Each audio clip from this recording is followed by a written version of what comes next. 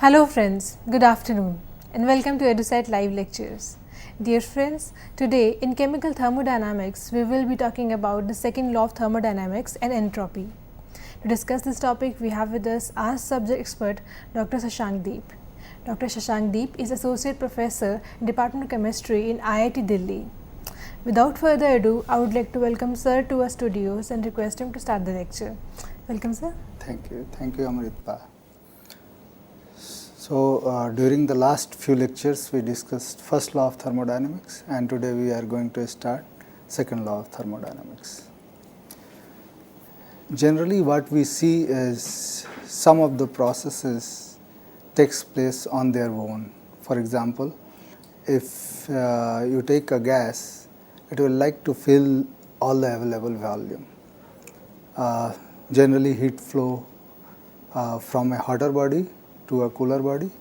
Opposite is not true. Chemical reactions also takes place in one direction rather than another under a particular conditions. So, there is a direction of change. The direction of change that does not require work to be done to bring about the change is called a spontaneous direction of change. If you remember first law of thermodynamics, what first law of thermodynamics tells us is that any energy conserving process is permissible. But it doesn't predict, it doesn't tell us which of the several possible energy conserving process is possible. For example, you take this case, so gas is filled in a container. If you go to another state in which this gas is filled only in the half of the volume. So, you are going from one state of gas to another. So, this is a process, and during this process your volume is changing, and you know that for an ideal gas del U by del V at constant T is equal to 0. So, change in volume does not make any change in internal energy, and that means that it is a energy conserving process. So, from the first law of thermodynamics, to go from this state to this state, it is permissible. Similarly, from going from this state to this state is also permissible. But we know that generally your gas occupied all the available volume. So, a spontaneous change is from this direction to this direction. So, reverse is the spontaneous process. Reverse process is a spontaneous process, whereas forward process is not a spontaneous process. Although both processes are energy conserving processes. So, first law of thermodynamics does not tell us which of this process is spontaneous. So, generally people used to think that it is probably internal energy which tends towards minimum for a spontaneous process, or if process is exothermic, probably it is a spontaneous process. But look at this thing, if suppose for a system del U is less than 0, that can only happen when del U is greater than 0 for the surrounding. This is from the first law of thermodynamics, because del U system plus del U surrounding should be equal to 0. So, once we have del U is greater than 0 for surrounding, it means that the process does not go towards internal energy where internal energy is minimum. And we also know that perfect gas expands spontaneously into vacuum. For that, those processes du is equal to 0. So, internal energy is not going to decide that a process is spontaneous or not. So, what is the factor which can decide a process to be spontaneous? Again, from first law of thermodynamics, it is impossible to create an engine which creates energy, but it places no limitation on the possibility of transforming one type of energy to another. For example, heat to work. So, it is engine cannot create energy, but engine can convert one type of energy to another. This is from the first law of thermodynamics, but we know that that does not happen. So, here comes the second law of thermodynamics. It places no limitation on the transforming work into heat. However, there is a definite limitations to the possibility of transforming heat into work. So, we cannot convert heat completely into work. This is the postulate of second law of thermodynamics, which was given by Lord Kelvin, that a transformation whose only final result is to transform heat extracted from a source which is at the same temperature, throughout is impossible. So, on the same temperature, at a same temperature, heat cannot be converted to work. Now, let's think about this cycle, which is known as Carnot cycle. Now, Carnot cycle consists of 4 steps: A to B, B to C, C to D, and D to A. A to B is your isotherm, while similarly D to C, C to D is isotherm. It means this is isothermal process, while this B to C and D to A is your adiabatic process. So, suppose we go from A to B, then B to C, then C to D, and then D to A. A is at higher temperature and your D is at lower temperature, which is Tc. So, what is the work done during whole process? Work done can be calculated just by looking at. So, suppose we are going from A to B to C, what is the work done? Work done is basically this whole area, and that will be given by A to C minus PdV.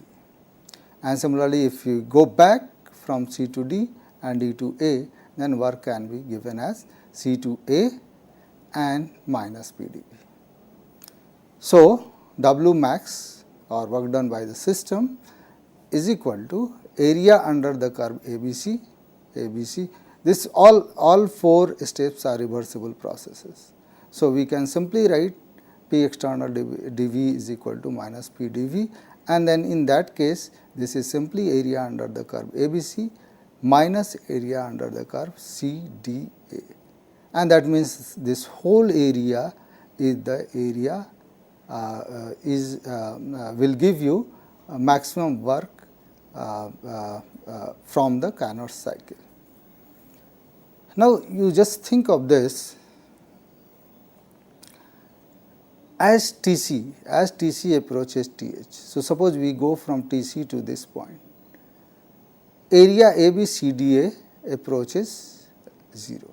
So, once you go from this to this whole area will decrease, and if you approach this Tc approaches Th, you are basically on this line and your whole work is maximum work is 0. So, what does that mean? That no heat engine can convert heat to work at constant temperature. So, if Tc approaches Th, there is no difference in the temperature. So, we are basically working at a constant temperature. In that case, whole area is 0 and your work done is also 0. Now, think of this cycle, Carnot cycle. Since u is a state function, for cycle delta u is equal to 0, and so from the first law of thermodynamics you can also write dq plus dw is equal to 0. dw is your work done. This has positive sign when work done is on the system, but when you take work done by the system, it has minus sign. So, you can simply write dq minus dw max with the system is equal to 0. for a Carnot cycle. It means dq is equal to dW max system.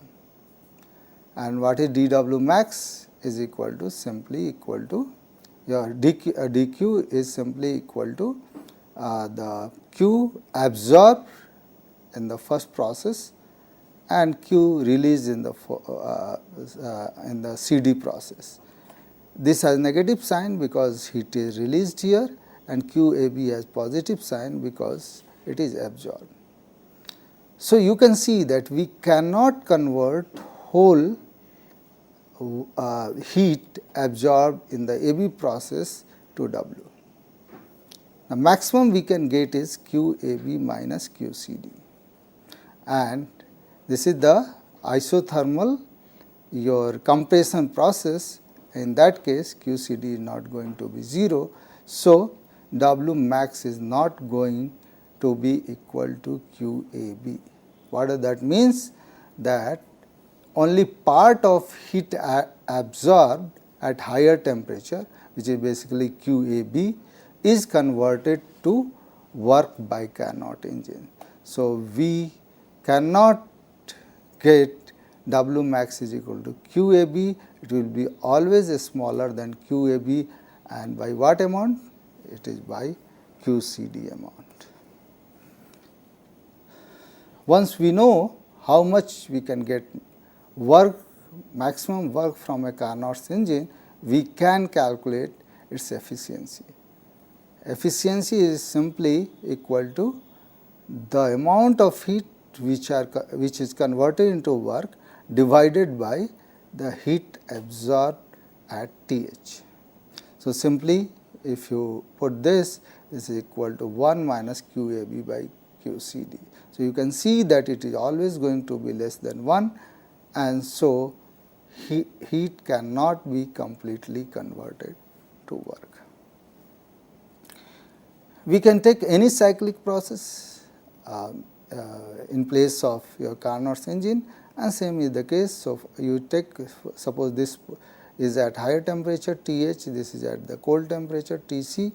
So, delta U is equal to 0 since this is a cyclic process, dW is equal to minus dQ, and dW system is equal to simply dQ, and W system is Q1 minus Q2, Q1 absorbed at this point and Q2. Again you can see that we cannot convert total heat into work. It will be simply Q1 minus Q2. We know that work done system is greater than 0. So, Q1 minus Q2 is greater than 0. And so, more heat is withdrawn from the hot reservoir than is deposited in the cold reservoir. So, from this there comes the Kelvin-Planck formulation. It is impossible for a system to undergo a cyclic process whose sole effects are the flow of heat into system from a hot reservoir and performance of an equal amount of work by the system on the surrounding. Now, let us try to think about in the molecular term, what does this means? Why it cannot be converted into work, or what is the significance of this? So, suppose if I drop a ball, what will happen? Energy is getting converted into heat. So, you can see, you can touch the surface and see there is a heat, and so you can see that heat is basically your disordered motion of the surface. That will happen. So, a part of energy is lost, it will go up, but lesser height, again a part of energy is lost as a heat, and then similarly you can see it will bounce again and again, and finally it will become 0 when it loses all of its energy. So, this is a typical example of ball bouncing on the floor. So, here you see mgh is getting converted into heat. So, work is getting converted into heat. So, it is always possible to convert your work into heat, or going from ordered state to disordered state, that is spontaneous. But let us look at this point. Here is the surface, and this is direction. This direction you can see, it means that there is a heat. So, if I suppose put a ball on the surface which is heated, then you can see that ball gets the energy, heat is transferred from surface to earth. But what happens? But does ball start bouncing? No, it does not happen. So, it can happen, heat can go to as a heat, but heat cannot convert as a work, and you cannot get a orderly motion. So, disordered motion cannot be converted into your ordered motion, and that means you cannot convert heat into work. So, from these two diagram which we discussed earlier, we can say that going from ordered state to disordered state is spontaneous, but opposite is not true. Opposite is not spontaneous. And so, total entropy of system and surrounding increases in course of spontaneous change. The thing which measures this change in your disorder, or which is a measure of disorderness, is called entropy. We will go and see the explanation of entropy. Now, think of, if I want to define disorder, we will like to do it with a state function, and the first thing which comes into mind to define disorder is heat, because heat is related to disorder, but unfortunately your heat is not a state function, it is a path function. So, how we can get a function which state function which can define disorder? So, you look at the first law of thermodynamics, we know that dq reversible is du minus dw reversible. So, dq reversible is equal to du is Cv dt for ideal gas up, and then you can get minus dw reversible is equal to plus p dv. So, this is a reversible process, and your this is for ideal gas. So, this equation is for reversible process which is applicable for ideal gas. Now, look at this. If you try to integrate this dq reversible, we cannot integrate it because of this p. So, suppose that is why dq reversible is not a perfect differential and q reversible is not a state function. But suppose if I divide this by t. So, P is simply nRT by V for ideal gas. So, dq reversible is equal to Cv dt plus nRT by V dV. If I divide by T, then we get Cv dt by T plus nR dV by V. Now, you can see that if I try to integrate this, I will be able to integrate the first term, I will also be able to integrate the second term. And what does that means is dq reversible by T is a perfect differential. And it means that this differential of this is equal to is a your state function. Similar thing we can derive from the Carnot cycle. Carnot cycle we will show later that Th minus Tc by Th is equal to Qab minus Qcd by Qab. So, 1 minus Tc by Th is equal to 1 minus Qcd by Qab. So, Tc by Th is equal to Qcd by, so 1 cancels out. So, simply you can write this, and Qab by Th minus Qcd by Tc is equal to 0. So, you remember Carnot cycle, the second step was adiabatic process, in that case Q is equal to 0, and fourth step was also adiabatic process, in which again Q is equal to 0. So, you are left with only these two terms, and so for whole cycle your Qb reversible by t is equal to 0 for a cycle. So, it means dq reversible by t is equal to a differential of a function which is a state function. Now, we would like to see that if dq by t is a state function, dq by t is a perfect differential, its value should be 0 for a cycle, any cyclic process. So, we are going to look at several cyclic process and just trying to prove that if you go from one end to another end, dq by t will be 0. For example, you take this cycle, it has 3 steps A, B, C. In step A, this is a isothermal process, you can see T1, T1. In the second process, your volume is constant, so this is isochoric process. And third process is adiabatic process, from where we are going from T2, P2, P3 to T1, V1, P1. Now, let us calculate dq by t for this process. All are reversible process. So, in the first step A, which is isothermal process, your delta U is equal to 0 if the gas is ideal, and certainly we are talking about a reversible process. Minus dWA for a reversible process can be written as minus PdV, and PdV again you can write as RT dV by V. So, your dq is equal to your RT, P is equal to nRT by V. So, minus nRT dV by V. So, dq A by T is equal to dq A by T is equal to minus nRT dV by V. T cancels out. So, you are left with nR dV by V, and so R log V2 by V1.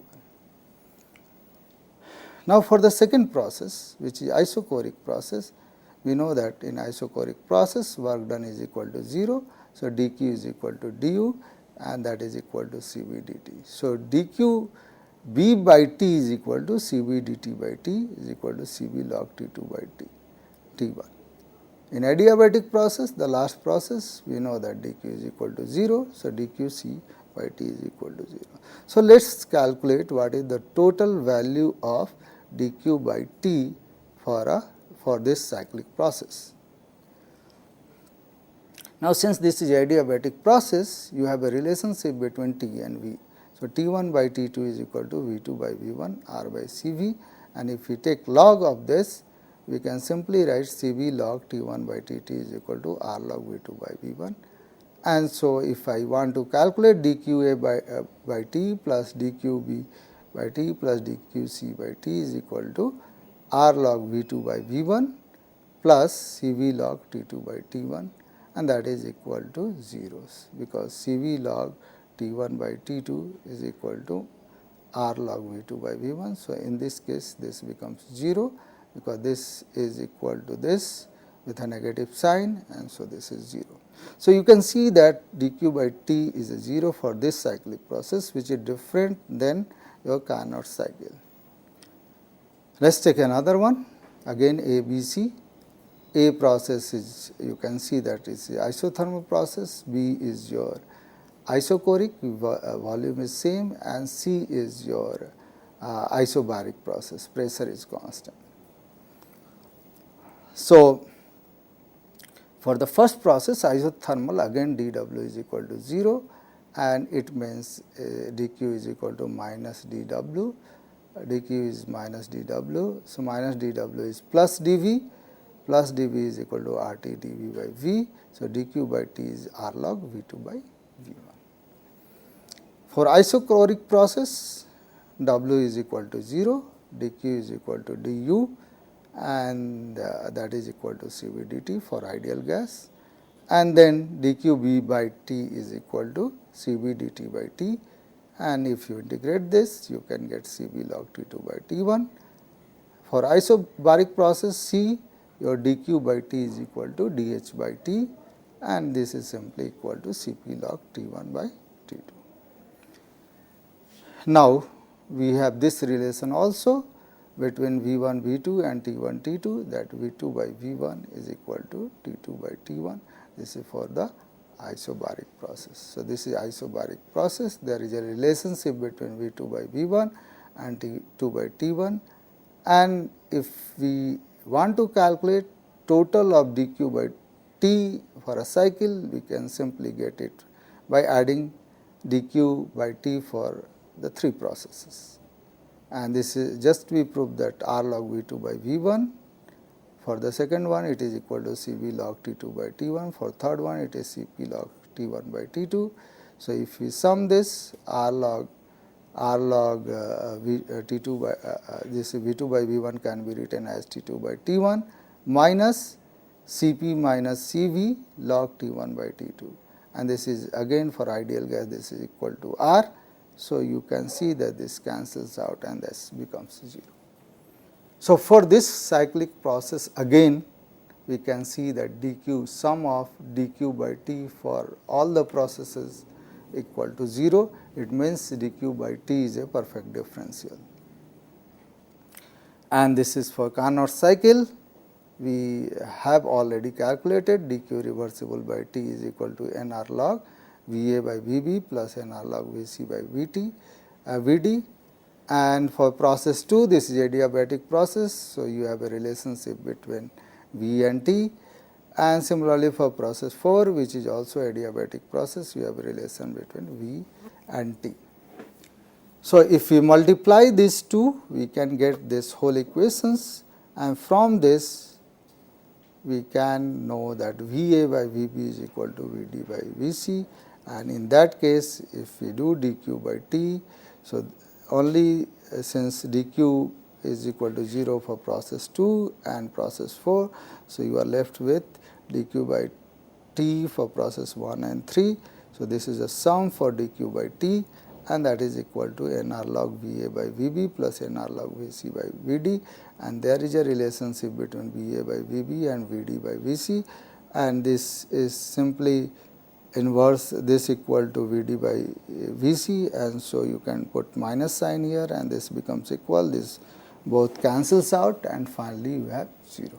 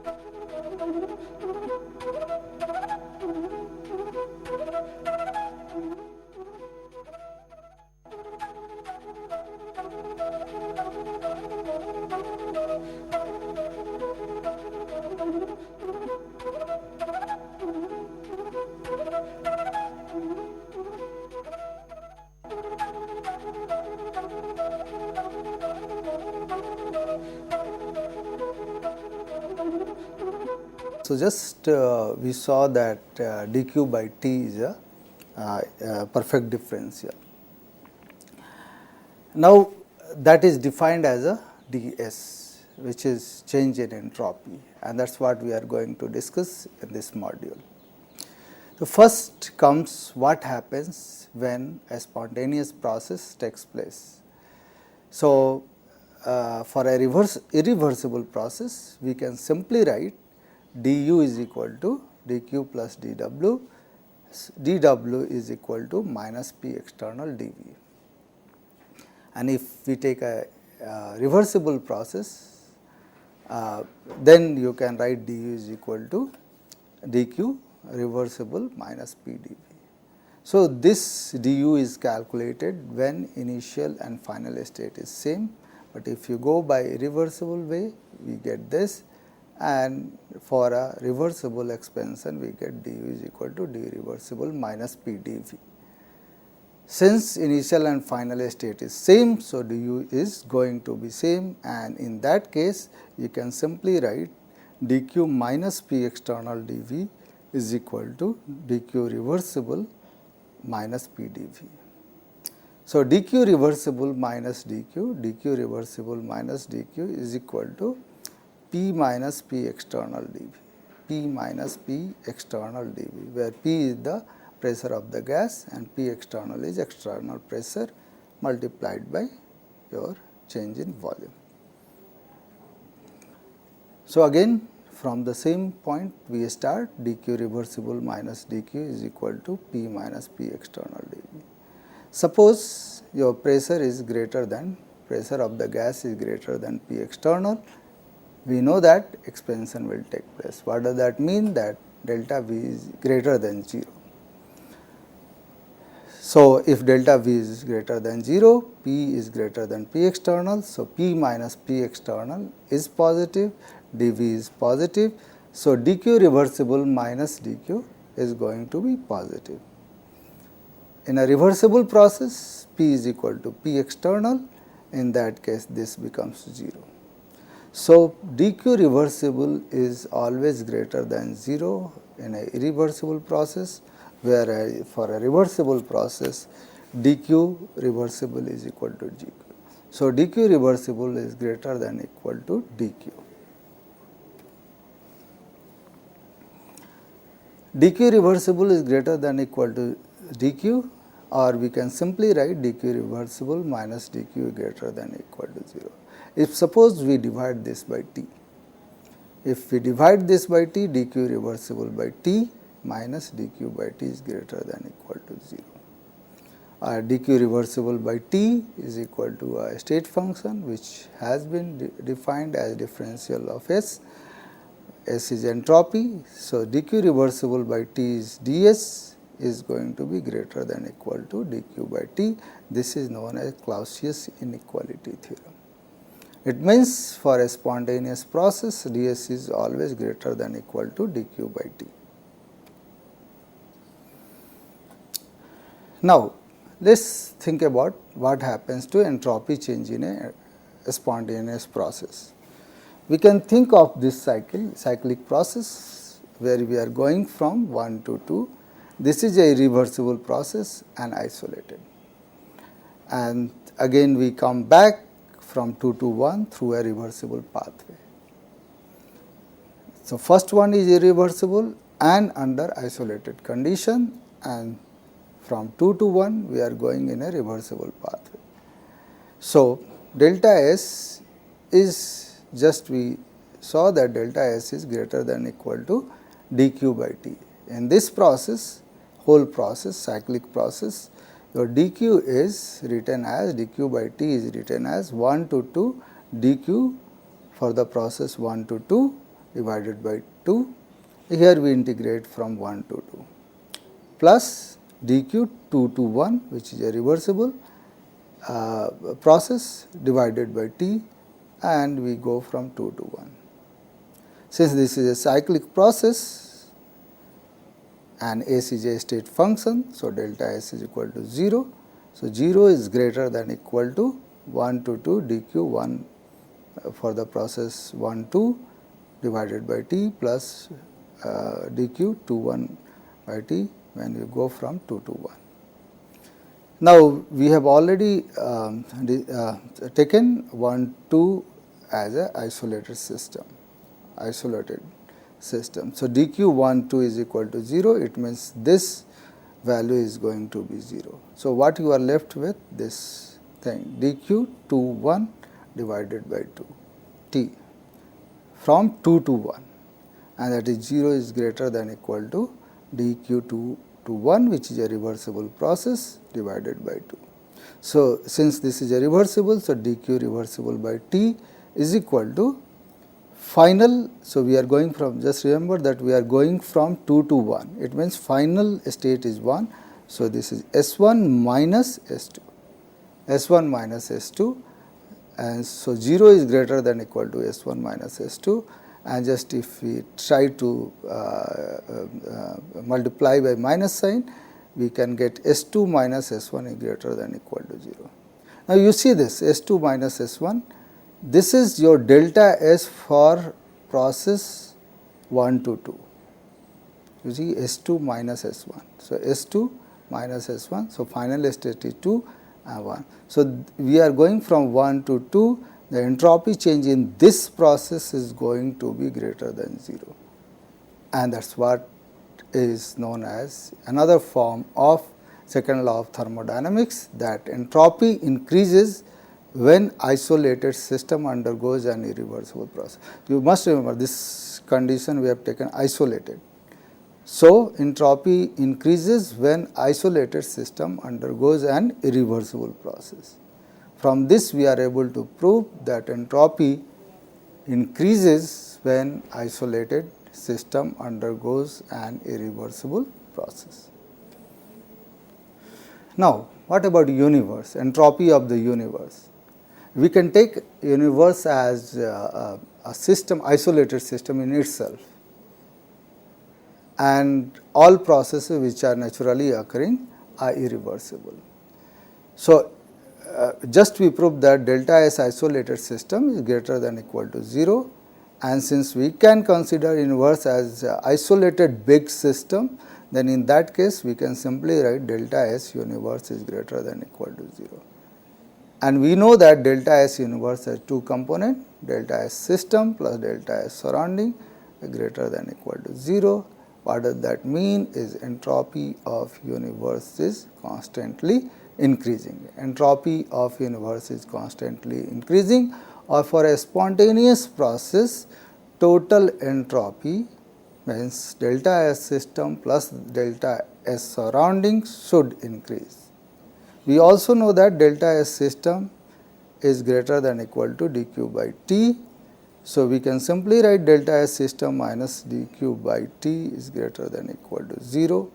So, delta S system plus delta dq surrounding by t is greater than equal to 0.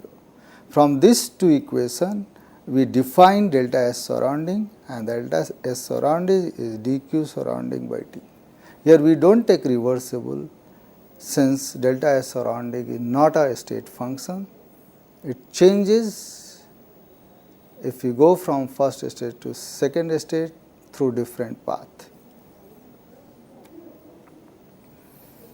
So, from all these things we are able to define a term called entropy, that is the basis of second law of thermodynamics. Entropy is, the differential of entropy is defined as dq reversible by t. You must remember this term reversible comes when we try to define ds, because dq reversible by t is a state function, and so your ds is a perfect differential, means s is a state function. If you take irreversible case, this is not going to be a perfect differential. In that case, your s will not be a state function. We want to define disorder in terms of a state function, which is entropy, and for that entropy is defined as dq reversible by t. You must remember, for a spontaneous change, ds total is greater than 0, not ds system only, ds total is greater than 0. It means ds system plus ds surrounding greater than 0. ds system is equal to, again you must remember that this is a reversible by t system, where ds surrounding your dq reversible, this is not needed. So, simply it is dq reverse surrounding by t surrounding. This is already we have discussed that delta S system plus delta S surrounding should be greater than equal to 0. If system is isolated, delta S surrounding, which is dq by t, is dq is 0. So, delta S surrounding is 0. So, delta ds system greater than equal to 0. It means that entropy of an isolated system increases in course of a spontaneous change. This we have already defined. For entropy change for a reversible process, dq by t becomes dq reversible by t. And in that case, dq system is equal to simply minus dq surrounding. So, delta S system is equal to minus delta S surrounding, and ds system plus ds surrounding is equal to 0. Now, what are other way to define multiplicity? Define disorder or order. There is a relationship between order disorder with multiplicity. What is that relationship? It is very important to understand to connect entropy with disorder. So, for example, suppose we have n object and we want to put into two different categories. So, what will be the number of ways we can do, and that is given by here. W is equal to n factorial divided by small n factorial and n minus n factorial. For example, if we toss 4 coins and we want 2 head and 2 tail, what are the ways? How many ways it can come is given by this formula. Number of ways is equal to 4 factorial, because there are 4 objects, 4 coins, and we want to put 2 of them into one category, to another 2 to other category. So, we just get 4 factorial by 2 factorial into 2 factorial. So, what are the different way when we toss a coin? Okay. So, suppose we have a 4 head. So, 4 head 0 tail, 3 head 1 tail, 2 head 2 tail, 1 head 3 tail, 0 head and 4 tail. These are the ways which we can get, these are the different things which we can get when we toss 4 coins. So, what will be the W, which is number of ways or multiplicity? For getting 4 heads, you will, the number of ways are 4 factorial divided by 4 factorial, 0 factorial is equal to 1. If we want 3 head and 1 tail, number of ways we can get is 4, 4 factorial divided by 3 factorial, 1 factorial is 4. 2 ways 4 factorial divided by 2 factorial into 2 factorial. So, number of ways is 6. Similarly, for 1 head and 0 head, these are the number of ways. You can see that maximum is here. So, maximum probability is when you toss 4 coins, that you will get is 2 head and 2 tail, and because multiplicity is here highest in this case, and log W is also highest. So, simple maximization principle predicts the most probable composition will be 2 head and 2 tail. While the random process of flipping coins can result in any composition of heads and tail, the composition has a strong tendency towards 50% head and 50% tail. Now, we started the second law of thermodynamics with a simple observation that gas tends to fill all the available volume. Now, let us think about this. This is your container, and suppose we divide into 5 parts. This is a small container, you can divide that into 4 parts, and 3 container you divide into 3. So, suppose there are 3 molecules of gas. So, what are the possible ways to distribute this 3 into this bigger volume?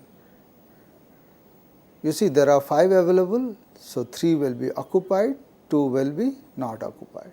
So, number of ways in which you can distribute 3 balls among this 5 site is given by 5 factorial divided by 3 factorial, 3 which is occupied and 2 which is unoccupied. So, 2 factorial, and the number of ways will be 10.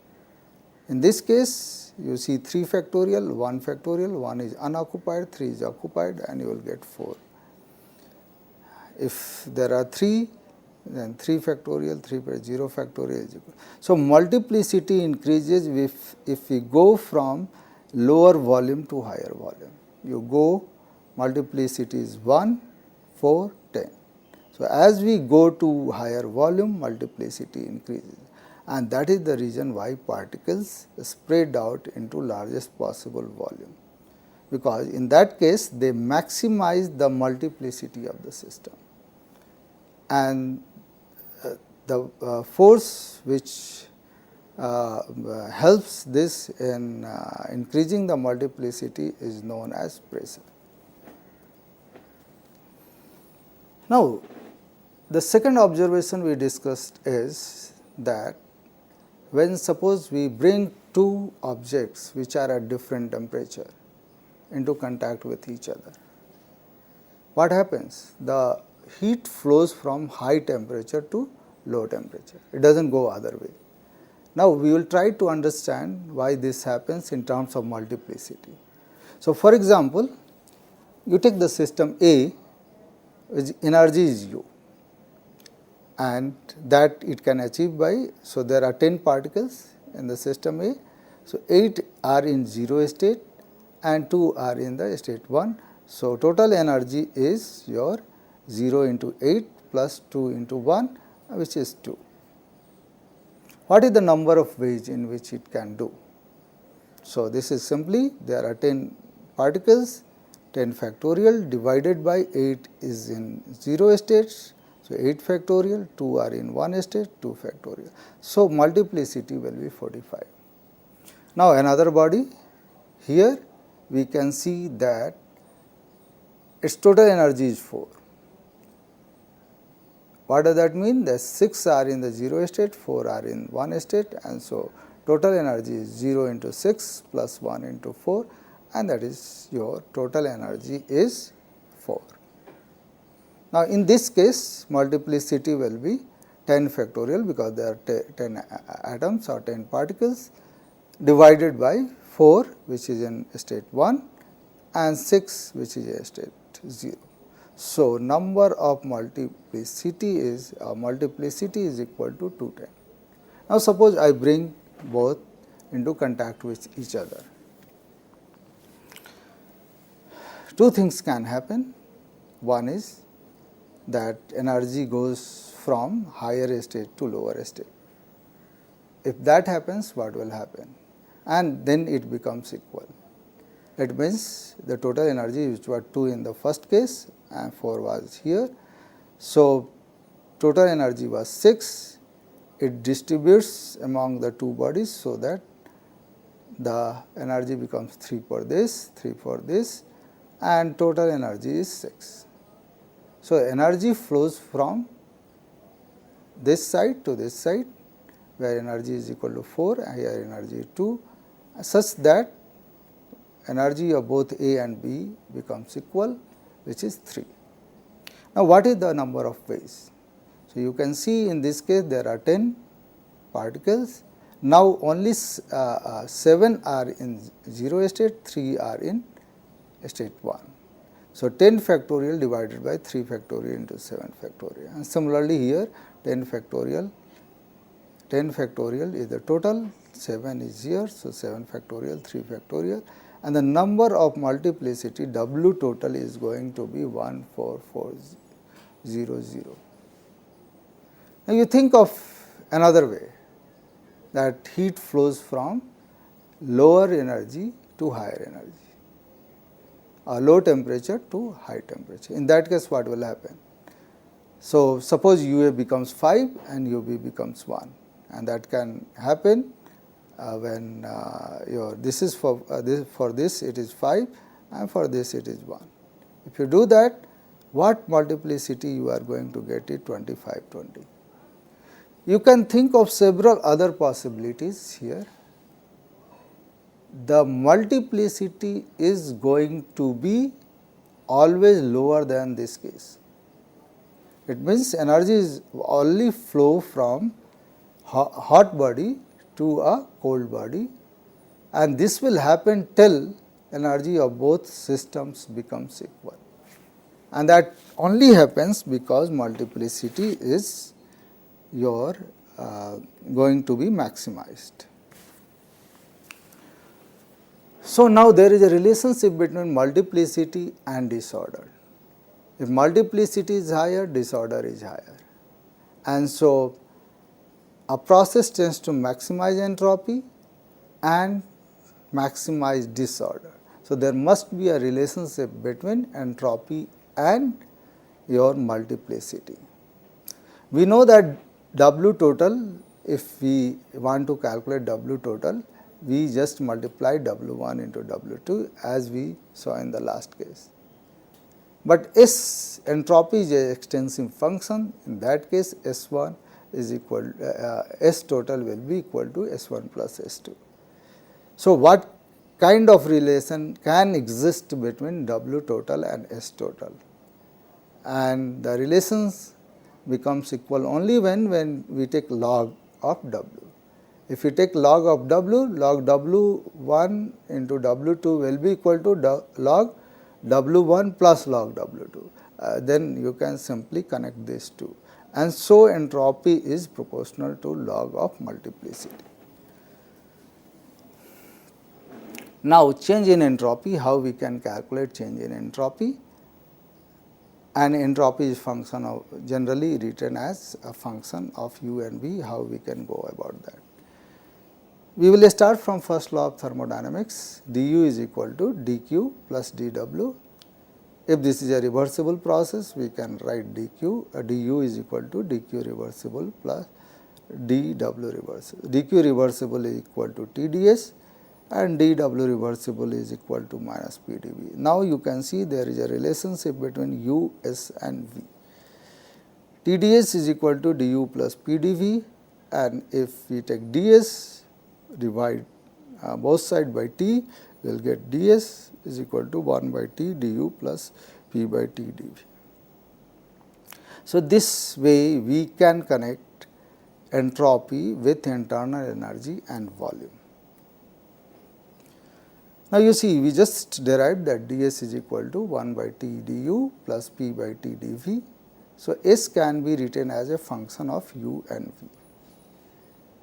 And if we write s as a function of u and v, ds is a perfect differential. So, if you want to calculate ds, this is equal to del s by del u at constant v du plus del s by del v at constant u dv. And if we just relate between these two, del s by del u at constant v is equal to 1 by t, whereas del s by del v at constant u is equal to p by t. Now, think of this, what decides tendency for energy exchange? So, let us take two bodies, two different temperature, bring it into contact with each other. So, ds total is equal to ds for body A plus ds body B. Since this is a constant volume system, you can simply write ds A by del u A at constant v du, and again this is for dsB. So, these are isolated system, we bring both of body together in an isolated environment. In that case, total energy is going to be, the change in total energy is going to be 0. So, du is equal to du B is equal to minus dua. So, put it here and we can get this equation. And that means du A cancel is not equal to 0. So, this cancels out and you get del s u A by del u A at constant B, del s B by del u B at constant B. This is nothing but 1 by T. So, 1 by T A is equal to 1 by T. So, energy will exchange will take place till temperature becomes equal. So, temperature is a driving force. Temperature is a driving force which decides the tendency for energy exchange. Okay. So, what about this case? So, suppose this is a your two body system and we are going from this state to this state. What changes the volume? So, you can see here the volume is changed. Now, there are two body again. So, ds total is equal to ds A plus ds B. Now, since volume is changing, we can simply write ds is equal to ds A by dV, dV A del s B by del V dV. So, this is a volume change. take into account volume change, and this to take into account your internal energy change. So del S A by del U A. So this is for the body A, this is for body B. And again, this is both are in isolated environment. So du A plus du B is equal to 0. The change in volume is also going to be 0. So if A increases, B decreases by the same amount, or if A decreases, B increases by the same amount. So this is going to be 0. If we put it in this equation, what you are getting is del S A by del U A at constant V du A minus del S B by del U B at constant V du A is equal to 1 by T A minus 1 by T B du A, and that is going to be equal to 0.